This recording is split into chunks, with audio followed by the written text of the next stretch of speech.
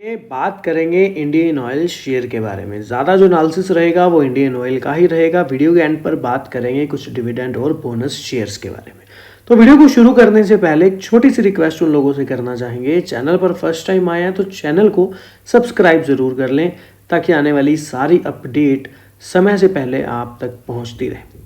तो फिर शुरू करते हैं आज की वीडियो। मैं हूँ आपका दोस्त करण, स्वागत है आपका अपने ही चैनल पर। करेंगे इंडियन ऑयल पर काफ़ी सारी नई अपडेट्स आती है और कुछ डीप एनालिसिस होगा। इसके अलावा बात करेंगे हम लोग डिविडेंड और कुछ बोनस शेयर्स के बारे में। बोनस और डिविडेंड शेयर्स जो हैं वो वीडियो के एंड पर शेयर करेंगे, उससे पहले हम सारी बात इंडियन ऑयल पर ही करेंगे। वीडियो को शुरू करने से पहले एक छोटी सी रिक्वेस्ट उन लोगों से भी करना चाहेंगे, चैनल पर फर्स्ट टाइम आए हैं तो चैनल को सब्सक्राइब जरूर कर लेना है और बेल आइकन को भी प्रेस कर लेना है ताकि जो कोई भी वीडियो आता रहे आप तक पहुंचता रहे। तो फिर शुरू करते हैं आज की वीडियो। मैं हूं आपका दोस्त करण, स्वागत है आपका अपने ही चैनल।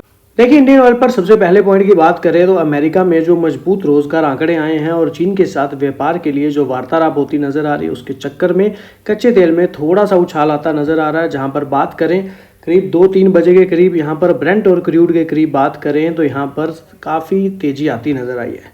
पर एक पॉइंट क्लियर है कि 70 से नीचे हैं। जब तक 70 से नीचे हैं तो काफ़ी अच्छी बात है ऑयल मार्केटिंग कंपनियों के लिए, क्योंकि कहीं ना कहीं कंपनियां अगर पेट्रोल डीजल और सिलेंडर के दाम यही रहते हैं या फिर बढ़ते हैं तो यहाँ पर कंपनियां काफ़ी अच्छा प्रॉफिट हर पॉइंट पर कमाती नज़र आ रही हैं। उससे पहले भी चीज़ों को समझने का प्रयास करें तो हर स्टॉक पर कुछ वीकनेस, स्ट्रेंथ, अपॉर्चुनिटीज़ और थ्रेट रहते हैं। तो यहाँ पर क्या पॉइंट है, अगर वीकनेस की बात करें इंडियन ऑयल में तो फिलहाल डी ग्रोथ हुई है रेवेन्यू एंड प्रॉफिट में। डिक्लाइन क्या रहा है, net cash flow, company cash generate नहीं कर पा रही। मेजर फॉल हुआ है टीटीएम नेट प्रॉफिट में। टीटीएम यानी कि पूरा आप ईयरली के हिसाब से देखते हैं, टोटल 2023, 22, 21 टोटल जो यहाँ पर एक वैल्यू निकल करके आती है उसको हम टीटीएम बोल देते हैं। इंक्रीज हो रहा है ट्रेंड किस चीज का, नॉन कोर इनकम का। तो ये 4 वीकनेस हमें फिलहाल स्टॉक में आती नजर आ रही हैं। उसके अलावा अगर बात कर लें थ्रेट की तो पास्ट 1 महीने की बात करें पिछले, तो ब्रोकरेज जो है कहीं ना कहीं प्राइस पर रिकमेंडेशन जो है डाउनग्रेड करते भी नजर आए हैं। तो एक थ्रेट हमें देखने के लिए मिल रहा है, कहीं ना कहीं कुछ वीकनेस भी स्टॉक में बनी हुई है। लेकिन अगर बात कर लें अब हम अपॉर्चुनिटीज की, ब्रोकरेज ने लास्ट 3 महीने की बात करें तो टारगेट को अपग्रेड भी किया है, रिकमेंडेशन भी करी है और टारगेट प्राइस भी दिए हैं। स्टॉक को बेनिफिट हो रहा है किस चीज का, लोअर ऑयल प्राइसेस का। म्यूचुअल फंड क्या कर रहे हैं, स्टॉक में पिछले महीने अपनी होल्डिंग को इंक्रीज करते नजर आए। लास्ट क्वार्टर की बात कर लें तो म्यूचुअल फंड ने काफी अच्छी इंक्रीज की है। म्यूचुअल फंड लास्ट 2 मंथ से भी इंक्रीज करते नजर आ रहे हैं और म्यूचुअल फंड की भी बाइंग कहीं ना कहीं बनी हुई है।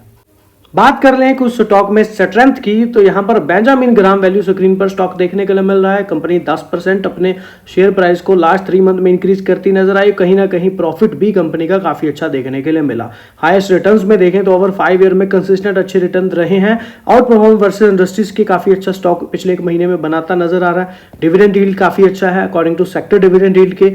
पीईजी लोअर है देन इंडस्ट्री पीईजी के और एक हायर मोमेंटम स्कोर बना हुआ है। ग्रोथ होती टेक्निकल वाइज स्टॉक में नजर आ रही है। अच्छा वैल्यूएशन स्कोर पर जो है स्टॉक अफोर्डेबल स्टॉक्स में देखने के लिए मिल रहा है और कहीं ना कहीं कंपनी का क्वार्टर ऑन क्वार्टर में भी प्रॉफिट जो है इंक्रीज और मार्जिन होता नजर आया। रेवेन्यू भी एवरी क्वार्टर लास्ट 2 क्वार्टर से बढ़ा है और पास्ट 2 क्वार्टर से प्रॉफिट भी कंपनी का बढ़ा नजर आ रहा है, बढ़ता नजर आ रहा है और कंपनी कहीं ना कहीं 0 प्रमोटर प्लेज में देखने के लिए मिल रही है। ऑल ओवर देखें तो एक अच्छी जो है स्ट्रेंथ फिलहाल हमें स्टॉक में बनती नजर आ रही है। जैसे कि अब हमने देखा कि कुछ स्टॉक में अपॉर्चुनिटीज भी हैं और कुछ यहाँ पर हमें देखने के लिए मिला स्ट्रेंथ और कुछ वीकनेस को भी हमने समझा। कुछ पॉइंट इनमें काफ़ी मेजर हैं और कुछ पॉइंट यहाँ पर नॉर्मल ही हैं जो यहाँ पर नॉर्मल एज इट इज होते हैं। लेकिन वहीं पर मजे की बात यह है, जैसे कि मैंने म्यूचुअल फंड की बात करी, मार्च और अप्रैल मंथ में काफ़ी अच्छी बाइंग म्यूचुअल फंड ने इंडियन ऑयल में करी है। उसके अलावा भी समझ लें तो यहाँ पर काफ़ी अच्छी बाइंग आती नजर आई है। लेकिन दिसंबर और फेब में जरूर प्रॉफिट बुकिंग थी, पर लास्ट 2 महीने से कंटिन्यूसली बाइंग में देखने के लिए इंडियन ऑयल मिल रहा है म्यूचुअल फंड द्वारा। टेक्निकल वाइज ट्रेंड को समझे तो एमएसीडी सिग्नल ग्रीन नहीं है ना ही रेड है। आरएसआई में भी प्राइस वीकनेस थोड़ी सी नजर आ रही है, कहीं ना कहीं स्ट्रेंथ में भी नजर नहीं आ रही है और डे टाइम मूवमेंट स्कोर भी कहीं ना कहीं ग्रीन नहीं है। दैट मीन एक चीज क्लियर है कि 50 से अबव तो है, चलो अच्छी बात है, लेकिन हम ट्रेंड बुलिश नहीं कह सकते ना ही बिरिश कह सकते। तो फिलहाल नेचुरल ट्रेंड बना हुआ है। बाकी कंपोनेंट्स में भी कोई खास स्ट्रेंथ फिलहाल देखने के लिए नहीं मिल रही। वहीं पर एनालिसिस काफी अच्छे यहाँ पर स्टॉक पर रिकमेंडेशन करते नजर आ रहे हैं, जहां पर 19 लोगों ने जो एनालिसिस हैं, रिकमेंडेशंस हैं, बाइंग की हैं, 5 होल्ड की हैं और 6 यहाँ पर ऐसे एनालिसिस हैं जो सेल की बात भी कर रहे हैं। LIC का काफी अच्छा स्टॉक में बना हुआ है, काफी अच्छा stake life insurance corporation of India का स्टॉक में बना हुआ है, क्योंकि आपको पता है LIC भी काफी अच्छे स्टॉक्स में बाइंग करती रहती है और डिविडेंड यील्ड ग्रेटर भी काफी अच्छा बना नजर आ रहा है। लास्ट कंपनी के अच्छे डिविडेंड्स देखने के लिए मिलते रहते हैं। 12 जुलाई 2024 कोई कंपनी ने अभी 7 रुपए का डिविडेंड दिया था। 2023 में भी कंपनी के 2 डिविडेंड देखने के लिए मिले, 2022 में भी कंपनी के 2 डिविडेंड देखने के लिए मिले। फिलहाल 2025 की बात कर ले तो अपकमिंग डिविडेंड आता नजर आएगा, लेकिन अभी तक कोई डेट के लिए अनाउंसमेंट होती नजर नहीं आई। अगर 6 एनालिसिस की बात कर ले पूरे ईयर के लिए, जो रेटिंग रही है वो टारगेट प्राइस करीब 154.3 के निकल करके आ रहा है, जहां पर 50% बाइंग की, होल्ड की 17 और सेल की 33% की रिकमेंडेशन है ट्रेंड लाइन के अकॉर्डिंग अगर डाटा को समझे तो। Excellent company growth, capital structure good बना हुआ है, गुड क्वालिटी कंपनी में लॉन्ग टर्म फाइनेंशियल परफॉर्मेंस की बात कही जा रही है और सेकंड लार्जेस्ट कंपनी है ऑयल एक्सप्लोरेशन और रिफाइनरी सेक्टर्स की। तो कहीं ना कहीं एक अच्छा सिनेरियो हमें स्टॉक में जो है बनता नजर आ रहा है। तो ये हम आज बात कर रहे हैं बेसिक चीज़ों की, क्योंकि आपको पता है सैटरडे है, आगे मैंने बहुत डीप एनालिसिस किया हुआ है, काफ़ी कुछ बताया है। जितना ज़्यादा आप देखेंगे, जितना ज़्यादा स्टॉक में आप इंटरेस्टेड हैं, उतना ज़्यादा वीडियोस को आप देख सकते हैं, क्योंकि काफ़ी सारी चीज़ें यहाँ पर शेयर की गई हैं। और काफी अच्छे टॉप म्यूचुअल फंड की बात कर लूं तो ICICI प्रूडेंशियल ने काफी अच्छी बाइंग कर रखी है, Motilal Oswal BSE value index fund का भी काफी अच्छा AUM बना हुआ है, SBI एनर्जी अपॉर्चुनिटी फंड ने तो काफी अच्छी बाइंग कर रखी है और क्वेंट PSU फंड जो कि बेहतरीन अभी तक म्यूचुअल फंड है क्वेंट का, और यहाँ पर काफी अच्छी बाइंग उसने भी श्योर में कर रखी है। और बंधन निफ्टी 500 वैल्यू ने भी काफी अच्छा स्टेक स्टॉक में बनाया हुआ है। तो बात कर लेते हैं शेयर के बारे में, जहां पर कंपनी जल्दी ही बोनस अनाउंस करने वाली है। एक शेयर पर एक शेयर बोनस दे रही है कंपनी, रिकॉर्ड डेट का होगा ऐलान तारीख 15 जून से पहले। तो शेयर बाजार में बीते एक साल में विमता लैब्स लिमिटेड यानी कि विमता लैब्स लिमिटेड ने निवेशकों को मोटा रिटर्न दिया है। शेयरों की कीमतों में लगभग 100% की तेजी आई है। कंपनी अपने निवेशकों को एक शेयर पर एक शेयर बोनस देने का फैसला किया है, जिसके लिए कल यानी शुक्रवार को रिकॉर्ड डेट भी घोषित कर दी गई है। विमता लैब्स लिमिटेड ने शेयर बाजारों को जो जानकारी दी है, 2 रुपए के जो फेस वैल्यू एक शेयर पर एक शेयर बोनस दिया जाएगा और बोनस इशू के लिए कंपनी ने 13 जून की रिकॉर्ड डेट तय की है। यानी कि जिन निवेशकों के पास इस दिन कंपनी के शेयर रहेंगे उन्हें बोनस शेयर का लाभ मिलेगा। विमता लैब्स पहली बार एक्स बोनस ट्रेड करने जा रही है। कंपनी नियमित अंतराल निवेशकों को डिविडेंड भी देती आ रही है। आखिरी बार मई में निवेशकों को डिविडेंड दिया, तब कंपनी ने एक शेयर पर 2 रुपए का डिविडेंड दिया। 2021 से लगातार कंपनी एक शेयर पर 2 रुपए का डिविडेंड देती आ रही है। और तो और BSE में विमता लैब्स लिमिटेड के 1% से अधिक की गिरावट के बाद BSE पर 942 रुपए के बंद होते नजर आए। इस कंपनी ने निवेशकों को 95% का रिटर्न दिया है। बीते एक साल में 52 वीक का हाई 1183 और 52 वीक का लो 467। कंपनी का मार्केट कैप 2096.21 करोड़ रुपए है। लगातार कंपनी जो है डिविडेंड देती नजर आ रही है 2 रुपए वाला, और इसके अलावा कंपनी पहली बार बोनस भी देने जा रही है, जो कि 1:1 का ही 1.1 का बोनस यहाँ पर अनाउंस किया गया है। और तो और समझे तो कंपनी में पब्लिक का स्टेक बहुत बढ़िया बना हुआ है और कंटिन्यूसली शेयर होल्डिंग पैटर्न में भी जंप आता नजर आ रहा है। कहीं FII ने भी स्टॉक में काफी अच्छी खरीदारी कर रखी है और पिछले साल जून में काफी अच्छी FII की बाइंग थी, लेकिन फिर देखें तो DI ने भी काफी अच्छा स्टेक यहाँ पर सितंबर के बाद बनाया है। ऑयल कंजम्पशन ट्रेंड क्या है? अगर ऑयल कंजप्शन ट्रेंड की बात करें तो यहाँ पर आप लोग ट्रेंड देख पा रहे हैं 17, 18, 19, 20, 21, 22, 23, 24 और 25 तक जो ये CAGR है, ये जो ट्रेंड रहा है ऑयल कंजम्पशन होता नज़र आया है, वो यहाँ पर इन एवरी ईयर हमें बढ़ता नज़र आ रहा है। लगभग समझे तो कि अगर 17 में बात करें तो 195 था और अब बात करें तो 239 तक पहुँचता नज़र आया है। वहीं पर अगर हम कंपनी की रिफाइनिंग कैपेसिटी की बात करें तो 1970 में जहां कंपनी की 7 MMT कैपेसिटी थी, आज 2024 तक 81 तक कैपेसिटी रिफाइनिंग की कंपनी की बनती हमें नज़र आई है। अगर हम पाइपलाइन नेटवर्क की बात करें तो 1970 में जहां 2 किलोमीटर का पाइपलाइन नेटवर्क था, 2024 तक 20 किलोमीटर पाइपलाइन का नेटवर्क हमें होता नजर आ रहा है। यानी कि एक ग्रोथ हम लोग देख पा रहे हैं कि किलोमीटर्स के हिसाब से एक अच्छी ग्रोथ 10x होता, MMT जो है 11.6x होता नजर आ रहा है। 7 बार अगर आप देखेंगे तो आपको पता है इंडियन ऑयल एक महारत्ना कंपनी है। IOC इंडियन ऑयल रैंक करती 94 नंबर पर इन फॉर्च्यून ग्लोबल में 500 कंपनीज में नजर आई है और कंट्रीब्यूट करती एक्सचेकर में, जहां पर US की बात करें तो 29 बिलियन तक कंट्रीब्यूशन होता है यहाँ पर नजर आया है। अब फॉर्चून में भी काफ़ी बड़ी रैंकिंग यहाँ पर 500 में से 93 रैंक देखने के लिए 4 मिल रहा है इंडियन ऑयल का। इसके साथ अगर बात करें तो कंपनी, जैसे कि हमने यूएस की बात करी तो 1970 में आप लोग देख सकते हैं यूएसडी यहाँ पर कितना बिलियन में यहाँ पर यूएस डॉलर में देखने के लिए मिला, और 2024 तक 104.6 बिलियन तक यहाँ पर जो है डॉलर्स में पहुँचता नजर आया है, जो कि काफ़ी अच्छी अपडेट हमें यहाँ पर फिलहाल देखने के लिए मिल रही है। और मूडीज की रेटिंग की बात कर लें तो मूडीज की रेटिंग में भी Baa3, और फिच की रेटिंग की बात कर लें तो BBB की रेटिंग हमें यहाँ पर देखने के लिए मिल रही है। और इसके अलावा ब्लूमबर्ग की बात करें तो ब्लूमबर्ग भी NEF रैंक करते 2023 में पहले नंबर पर आए हैं। इंडियन ऑयल की बात करें तो यहाँ पर एक अच्छा कंपनी ने इन एवरी ईयर एक अच्छी ग्रोथ हमें यहाँ पर होती नजर आई है। इसके अलावा मेन पॉइंट समझे तो लीडर कौन है मार्केट शेयर में। अगर रिफाइनरीज की बात की जाए तो देखिए Reliance, HPCL, BPCL, Naira, ONGC, और यहाँ पर इंडियन ऑयल 31% का एक लीड करती फिगर नजर आ रही है। वहीं पर अगर आप कैपेसिटी यूटिलाइजेशन की बात करेंगे या फिर जो है थ्रू आउट की बात करेंगे रिफाइनरी की, और अगर आप एनर्जी एफिशिएंसी की बात करेंगे, और मेजर प्लान एक्सपेंशन भी हैं कंपनी के, जहां पर कंपनी अपनी रिफाइनिंग की कैपेसिटी को डबल या फिर उससे ज़्यादा जो फिलहाल है उसके ज़्यादा वृद्धि ग्रोथ करने के लिए तैयार बैठी है। और उसमें आप देख सकते हैं कंपनी के मेजर प्लान जो हैं CPCL यानी कि नई रिफाइनरी 9 MMTPA की बात, पानीपत रिफाइनरी को 15 से 25 MMTPA पर लेके जाना, गुजरात रिफाइनरी को 13.7 से 18 MMTPA लेके जाना, और अगर बात करें बारूनी रिफाइनरी की तो 6 से 9 MMTPA पर लेकर के जाना यहाँ पर कंपनी का मेजर प्लान एक्सपेंशन में नजर आ रहा है। अगर हम बात कर लें कंपनी किन किन प्लेसेस पर फैली हुई है तो पानीपत, मथुरा, कोयली और पारादीप, बारूनी, हल्दिया, गुवाहाटी, और इसके अलावा भी यहाँ पर डिगबोई, काफ़ी जगह पर यहाँ पर कंपनी की कैपेसिटी अच्छी बनी हुई है 17.30 के साथ। ऑप्सस डायरीज की भी 10.5 MMT यहाँ पर कैपेसिटी देखने के लिए मिली, और कंपनी का अच्छा बिजनेस देश में देखने के लिए मिल रहा है, और काफ़ी सारी फैक्ट्रीज भी बनी हुई हैं।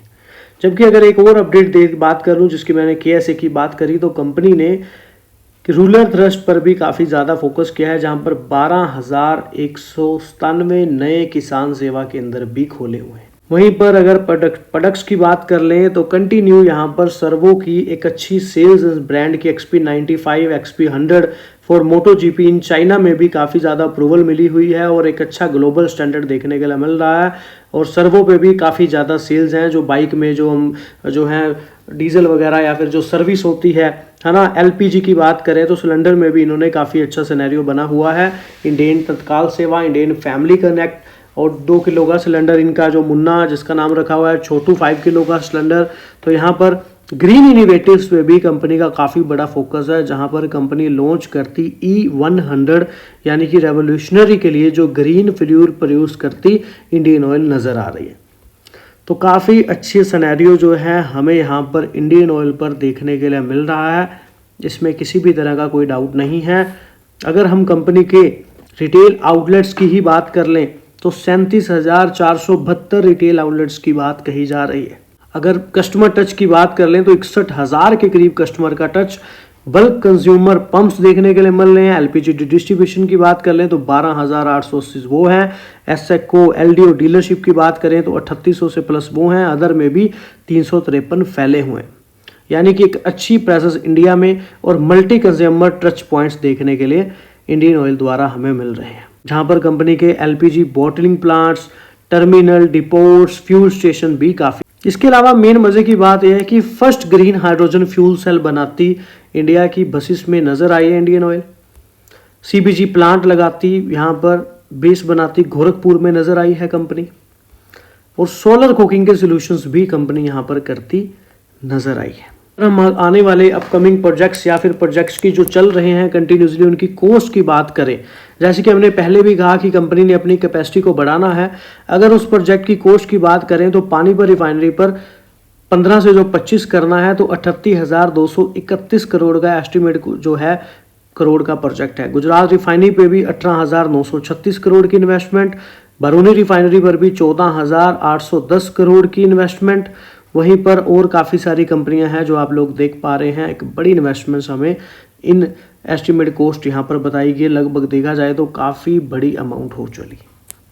वहीं पर नो डाउट कंपनी ने यहाँ पर auto fuel, bunkering, lubricants, bitumen business पर भी बड़ा फोकस किया है। 211 कंपनी के रिटेल आउटलेट्स की बात यहाँ पर कही जा रही है। वहीं पर 235 सर्व शॉप्स की बात भी कही जा रही है। Lube blending, marketing of lubricant based oil में भी यहाँ पर कंपनी का एक बड़ा कदम हमें देखने के लिए मिल रहा है। और 37,000 किलोमीटर की स्टोरेज टर्मिनल भी कंपनी ने यहाँ पर दिखाई है। 100% स्टेक यहाँ पर इंडियन ऑयल मेटेरियल्स लिमिटेड में देखने के लिए मिल रहा है। लंका में भी 75.12% का स्टेक है इनमें IOC PLC का, और मिडल ईस्ट में भी 100% का स्टेक कंपनी का बना हुआ है। तो काफ़ी अच्छी अपडेट्स फिलहाल हमें इंडियन ऑयल में और एक अच्छा बिजनेस रन करती कंपनी नजर आ रही है। और नो डाउट कंपनी यहाँ पर ग्रीन एनर्जी पर भी, यानी कि ग्रीन एनर्जी में सबसे पहला पॉइंट रिन्यूएबल एनर्जी, जहां पर कंपनी की करंट पोर्टफोलियो 2024 तक 243 मेगावाट की बताई जा रही है। उसके अलावा समझ ले तो कंपनी ने अभी तक 3598 EV चार्जिंग स्टेशंस कमीशन कर चुकी है। और यहां पर कंपनी का टारगेट है 10,000 नए EV स्टेशंस का, यानी कि 3600 के करीब तो कंप्लीट हो ही चुके हैं। 15 बैटरी स्वैपिंग स्टेशंस पर भी कंपनी काम करती, कमीशन करती नजर आ रही है। Indian oil 10 KTP green hydrogen electro based facility लगाता पानी पर रिफाइनरी में नजर आया। First hydrogen fuel cell buses in India में नजर आया। कोलैबोरेशन की बात कर ले तो कंपनी ने ग्रीन एनर्जी के लिए काफी बड़े कोलैब किए हैं। L&T के साथ कोलैब हुआ है, प्राज इंडस्ट्री के साथ कोलैब हुआ है, AI air battery, Panasonic lion battery, NTPC green energy, GPS renewable के साथ, JV एंड सन मोबिलिटी के साथ, JV एंड एवर इन्वायरो रिसोर्स के साथ, और प्राज इंडस्ट्री के साथ बायोफ्यूल प्रोडक्शन के लिए। तो कंपनी यहाँ पर काफी बड़ा focus renewable energy, electric mobility पर, ग्रीन एनर्जी पर फोकस करती हमें कंपनी नजर आ रही है। ये आगे चल करके जो समय है वो इन्हीं चीजों का है, तो कंपनी का अब भी फोकस इन्हीं चीजों पर ज्यादा होता नजर आ रहा है। और वहीं पर क्रूड ब्रांड की बात कर लें तो 70 से नीचे ही बने हुए हैं, जो कि एक अच्छी बात है। वहीं पर एक और अपडेट आई है, भारत रूस ने एक बड़ा रिकॉर्ड तोड़ा है। भारत रूस के आगे चीन, पाकिस्तान फेल, और 10 महीने की हाई पर क्रूड ऑयल का आयात होता भारत के रूस के साथ ये बिजनेस जो है बढ़ता नजर आया है। और फिर एक और मजेदार, देखिए इस अपडेट को अगर मैं बहुत लंबा खींचना चाहूं तो और भी लंबा कर सकते थे, लेकिन इतना ही पॉइंट काफी है कि भारत रूस से आगे चीन, पाकिस्तान फेल, 10 महीने की हाई पर क्रूड ऑयल का आयात, यानी कि पिछले 10 महीने में क्रूड का जो खरीदा है भारत सबसे ज्यादा अविक्रेता बना, और भारत अविक्रेता जो है यहाँ पर रशिया, रूस बनता नजर आया, क्योंकि जो बेचने वाला है रूस है और खरीदने वाला भारत है। और 10 महीने तक इतना नहीं खरीदा गया जितना इस बार देखने के लिए मिला। और तो और पेट्रोल की मांग भी लगातार दूसरे महीने बढ़ती नजर आ रही है, 9% की तेजी। अगर वैश्विक रिपोर्ट समझे तो भारत में गर्मियों में यात्रा बढ़ने से पेट्रोल की खपत में दूसरे महीने भी वृद्धि हुई है, जो कि 18.77% बढ़कर 37 लाख टन हो गई, जो पिछले साल 34.34 लाख टन थी। डीजल की बिक्री भी 2% बढ़कर नजर आ रही है, और आंकड़ों के अनुसार अप्रैल में डीजल खपत भी 4% बढ़कर 82.3 लाख टन रही थी।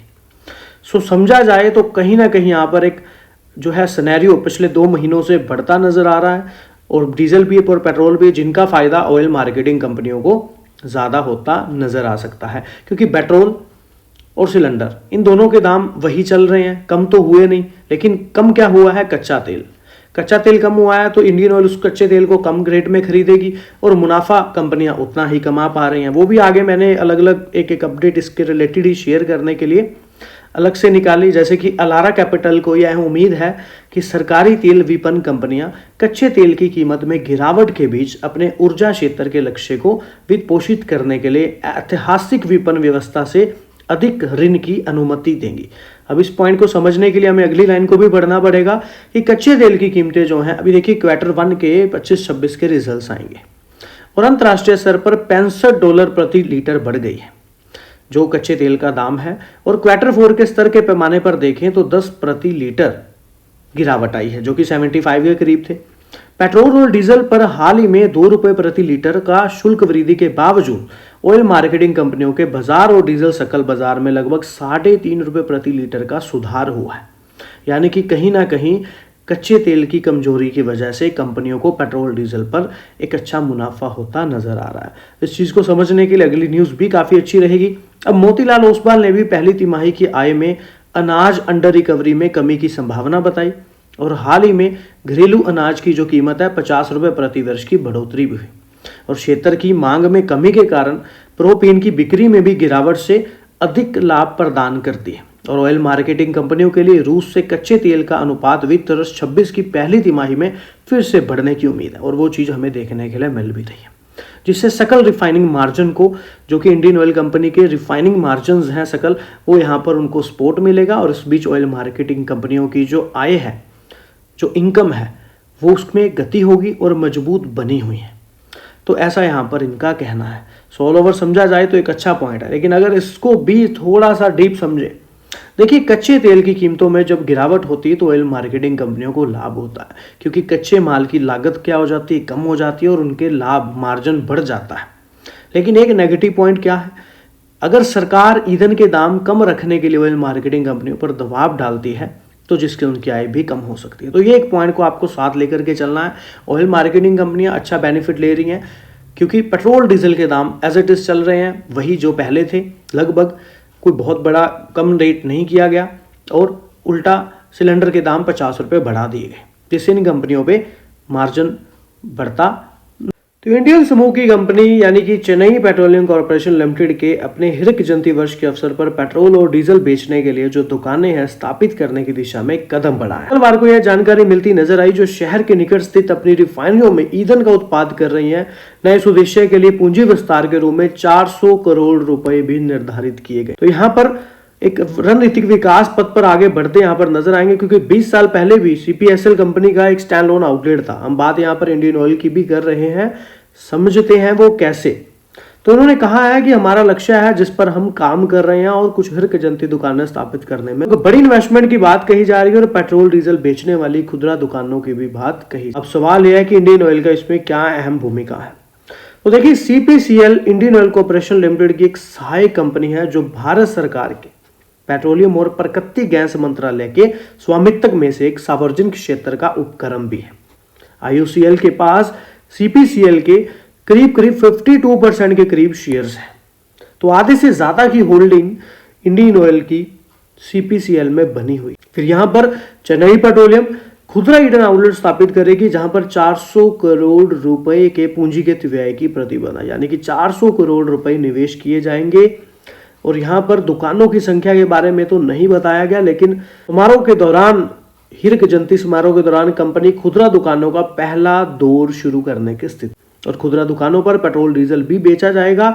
और मंत्रालय यानी कि पेट्रोलियम और प्राकृतिक गैस मंत्रालय से खुदरा दुकानें खोलने की या स्थापित करने की मंजूरी भी मिल चुकी है और उस दिशा में आगे बढ़ने जा। तो काफी अच्छी अपडेट हमें देखने के लिए मिल रही है। और इसी बीच में कहना है कि 2-3 वर्षों की अवधि में लगभग 400 करोड़ रुपए का पूंजीगत व्यय निर्धारित किया गया है, यानी कि एक बड़ी इन्वेस्टमेंट की जाएगी। और अगर बाजार से उत्साह मिलता है, लाइन काफी इंपॉर्टेंट है, अगर बाजार यहां पर रिस्पॉन्स करता है दुकानें खोलने के बाद अच्छा, तो आउटलेट की जो स्थापना है वो बहुत तेजी और बड़ी मात्रा में, ये 400 करोड़ एक अमाउंट बता दी गई है, आने वाला 2-3 साल बता दिए गए हैं। अगर रिस्पॉन्स अच्छा मिलता है तो बड़ी मात्रा में होगी और बहुत तेजी से इन्वेस्टमेंट किया जाएगा। इसके अलावा भी कुछ एनालिसिस हैं। आईडीबीआई कैपिटल के ब्रिजेश, एलएमएस ग्लोबल सिक्योरिटीज के सौरभ जैन और रैली गियर ब्रोकिंग के जीत मिश्रा एनडीटी प्रॉफिट के साथ जो कि है अपने विचार साझा करते नजर आए हैं।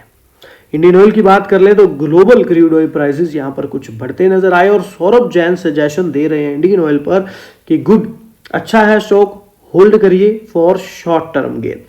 और वैल्यूएशंस भी स्टॉक की यहाँ पर लो है, जो कि मैं रेगुलर आपके साथ डिस्कस करता ही हूँ अकॉर्डिंग टू पी रेशो, कि वैल्यूएशंस के अकॉर्डिंग स्टॉक फिलहाल महंगा नहीं देखने के लिए मिल रहा, और वही चीज इनके द्वारा यहाँ पर बताई जा रही है। यहाँ पर इंडियन ऑयल दिसंबर तक अपनी पानीपत गुजरात रिफाइनरी का जो विस्तार है वो पूरा कर लेगा। इंडियन ऑयल कॉर्पोरेशन लिमिटेड यानी कि आईओसीएल ने मंडे को कहा कि तेल विपणन कंपनियां वित्त वर्ष 26 में लगभग $4 बिलियन का पूंजीगत व्यय करने की योजना बना रही है। बहुत बड़ी अमाउंट की बात जो है यहाँ पर करी जा रही है। जो वित्त वर्ष 25 में जो पूंजीगत व्यय था, जो निवेश था या पूंजीगत जब व्यय था, वो $3.71 बिलियन या कहें कि 31,000 करोड़ से अधिक है। यहाँ पर देखें तो यहाँ पर निवेशकों के समक्ष जो प्रस्तुति कारण IOCL ने यह भी कहा है कि उसका लक्ष्य दिसंबर 2 प्रमुख रिफाइनरियां हैं उसको विस्तार परियोजनाओं को चालू करना है, जिसमें पानीपत रिफाइनरी में 10 मिलियन टन प्रति वर्ष क्षमता विस्तार और संबंध परियोजनाएं शामिल है। तो कहने का मीन एक नई चीज जो है यहाँ पर देखने के लिए मिलेगी, जहां पर विस्तार किया जा रहा है क्षमता का। और हरियाणा के पानीपत में भी जो रिफाइनरी है जिसको 2021 में मंजूरी मिली थी, जिसे इसकी 15 मिलियन मीट्रिक टन प्रति वर्ष क्षमता बढ़ाकर 25 MTPA हो जाएगी। और अगर कुल स्वीकृत की लागत की बात करें तो $4.5 बिलियन। पानीपत में भी परियोजना का लगभग 84% तो पूरा हो चुका है, जो ओडिशा के पारादीप के साथ साथ IOCL की सबसे बड़ी परियोजना है। सो पारादीप रिफाइनरी में भी पैराजाइलिन यानी कि PXA और शुद्ध टेरफेथिक एसिड यानी कि PTA संयंत्र भी स्थापित करने की चल रही परियोजना अप्रैल 2026 तक पूरी होने वाली है, जिसकी कुल लागत $1.63 बिलियन है। लगभग 89% काम पूरा हो चुका है। दैट मीन कि ये इतनी बड़ी इन्वेस्टमेंट्स कंटिन्यूसली इन चीजों पर की जा रही है और ये जो प्रोजेक्ट हैं शुरू होने का भी समय बताया जा रहा है लगभग। रुद्रा बंदरगाह से पानीपत रिफाइनरी तक जो कच्चे तेल को ले जाने वाली एक नई पाइपलाइन भी दिसंबर तक पूरी होने वाली है। और गुजरात के वडोदरा में भी रिफाइनरी में IOCL की पेट्रोकेमिकल और ल्यूब एकीकरण परियोजना भी दिसंबर तक पूरा होने की उम्मीद है। 80% से अधिक पूर्ण हो चुकी इस परियोजना में क्षमता को जो वर्तमान है वो 13.7 MTPA से बढ़ाकर 18 MTPA करने की परिकल्पना की गई है, जिसकी कुल लागत $2.23 बिलियन है। दैट मीन एक कुल मिलाकर के अगर सारे को जोड़े तो काफी बड़ी इन्वेस्टमेंट हमारे सामने आ रही है, जो यहाँ पर धीरे धीरे की जा रही है। और तो और यहाँ पर समझें तो यहाँ पर पॉइंट ये है कि अगर कोई भी कंपनी अपनी क्षमता को बढ़ाती है तो उसका मतलब काफी अच्छा रहता है, क्योंकि देखिए जब कंपनी अपनी कैपेसिटी को बढ़ाती है तो उससे कंपनी का काम ज्यादा बढ़ता है। ज्यादा बढ़ने के साथ साथ कंपनी का रेवेन्यू में और प्रॉफिट में दोनों में ही फर्क देखने के लिए मिल जाता है। बाकी यहाँ पर क्रूड ऑयल के प्राइसेस बहुत मैटर करते हैं और फिर पेट्रोल डीजल के दाम भी मैटर करते हैं। इसके अलावा देखें तो IOCL ने यह भी कहा है कि वित्त वर्ष 26 के पूंजीगत व्यय का लगभग 50% तो रिफाइनरी उन्नयन परियोजनाओं के लिए निर्धारित है, जैसे कि विपणन, पेट्रोकेमिकल, पाइपलाइन का स्थान है। जो बाकी राशि बचेगी उसको उद्यमों और गैस में इक्विटी निवेश के लिए जाएगी। केयर एज की भी रिपोर्ट में बताया गया है कि वित्त वर्ष 25 के पहले जो 9 महीनों में कंपनी ने 28,000 करोड़ रुपए का पूंजीगत व्यय किया, जबकि वित्त वर्ष 2025 के लिए 35,000 करोड़ रुपए के पूंजीगत व्यय अनुमानित है। सो अगले जो 2 से 3 वर्षों में इसमें किस स्तर पर प्रति वर्ष 30-35 हजार करोड़ रुपए का पूंजीगत व्यय होने की उम्मीद है। केयर एज की रिपोर्ट में ऐसा कहना है। सो काफी अच्छी अपडेट इंडियन ऑयल में हमें देखने के लिए मिल रही है। अगर यहाँ पर जल्दी से काम कंप्लीट होता है, जो भी डेट्स दी हुई हैं उस पर काम शुरू होता है, तो आगे चल के इंडियन ऑयल पर एक अच्छा सिनेरियो बनता नजर आ सकता है। बाकी जैसे कि मैंने आपको पहले भी कहा, देश की स्थितियां बहुत मैटर करती हैं, क्रूड ऑयल के प्राइस बहुत डिपेंड करते हैं, मार्केट में क्या सेंटीमेंट है, सारी ही चीजें जो है देख के ही चलनी पड़ती हैं। तो IBA के साथ एक बड़ी कोलैबोरेशन होती नजर आई इंडियन ऑयल की, जहां पर डेवलप किया जाएगा bio energy, bio hydrogen sector. तो भारतीय बायोगैस एसोसिएशन ने रविवार को कहा कि उसने जैव ऊर्जा और जैव हाइड्रोजन क्षेत्र के विकास के लिए Indian oil corporation limited IOCL के साथ एक समझौता ज्ञापन पर हस्ताक्षर किए। एक बयान में कहा गया है कि सहयोग का उद्देश्य दोनों संगठनों के बीच तालमेल के आधार पर जैव ऊर्जा क्षेत्र का विकास और विस्तार करना है। सहयोग में IOCL और IBA दोनों संस्थाएं आपसी पहल का सपोर्ट करती हैं और एक ज्ञान केंद्र भी बनाए जाएंगे और भारत में जैव ईंधन उद्योग को विस्तार को बढ़ावा देने के लिए प्रौद्योगिक बुनियादी ढांचे और कुशल कार्यबल जैसे संस्थान भी आवंटित करेंगे। मतलब कि फ्यूचर यहाँ पर हमें इन्वेस्टमेंट्स देखने के लिए मिल सकती हैं। दोनों पक्ष ज्ञान केंद्र विकसित करने के लिए विधायकों, व्यापार अधिकारियों, उद्योग जगत के लोगों और थिंक टैंकों के साथ सक्रिय रूप से बात भी करेंगे। एक पॉइंट और समझे तो IBA जो है यहाँ पर पहले से ही कई मंत्रालयों के साथ मिलकर बायोगैस, बायो CNG, नवीकरणीय ऊर्जा क्षेत्रों को सपोर्ट देने वाले नियम बनाने के लिए काम कर रहा है।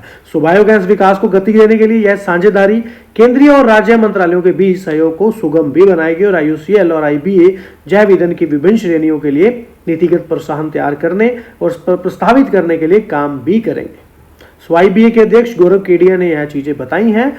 तो भारत में स्वच्छ ऊर्जा को बढ़ावा देने की दिशा में बड़े कदम के रूप में इंडियन ऑयल ने अपनी पानीपत रिफाइनरी और पेट्रोकेमिकल कॉम्प्लेक्स में 10,000 टन प्रतिवर्ष ग्रीन हाइड्रोजन उत्पाद इकाई स्थापित करने के लिए हाइड्रोजन की स्तरीय लागत को अंतिम रूप दिया है और परियोजना इंडियन ऑयल के ग्रीन हाइड्रोजन क्षेत्र में प्रवेश का प्रतीक है और भारत में अब तक की सबसे बड़ी ग्रीन हाइड्रोजन पहल होगी और दिसंबर 2027 तक चालू होने के लिए तैयार।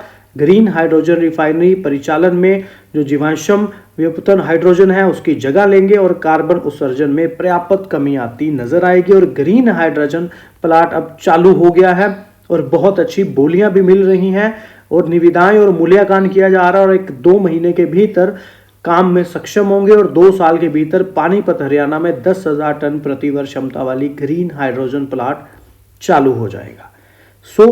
भारत का उद्देश्य है हरित ऊर्जा मिशन को बढ़ावा देना और एक टिकाऊ कार्बन तटस्थ भविष्य में योगदान देना और ऐतिहासिक परियोजना के साथ इंडियन ऑयल देश की ऊर्जा परिवर्तन यात्रा में अपने नेतृत्व को और मजबूत करेगा। यहाँ पर एक बड़ी अपडेट हमें देखने के लिए मिल रही है जहां पर एक बड़ी इन्वेस्टमेंट की जाएगी। तक इन्वेस्टमेंट का कोई भी यहाँ पर मेंशन नहीं किया गया, लेकिन पहले एक अपडेट आया था, मैंने तब यहाँ पर किया था, एक 2400 करोड़ वाला था, एक 1200 करोड़ वाला था।